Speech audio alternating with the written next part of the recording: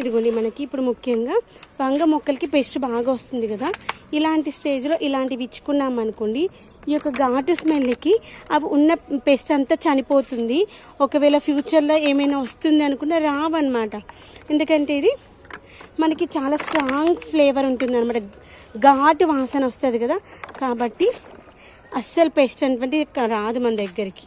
Friends, ఈరోజు అయితే నేను మొక్కలకి ఎల్లిగడ్డ పొట్టు ఉంటుంది కదా, ఆ యొక్క ఎల్లిగడ్డ పొట్టు వాటర్ అయితే ఇస్తున్నాను. దీనివల్ల ప్రయోజనాలు ఏంటి, దీన్ని మనం ఎలా తయారు చేసుకోవచ్చు ఏంటి అని చెప్పేస్తాను. మనము అల్లం ఎల్లిగడ్డ తయారు చేసుకున్నప్పుడు ఎల్లిగడ్డ పొట్టు వస్తుంది కదా, దాని అయితే నేను స్టోర్ చేసి పెట్టుకుంటాను అనమాట.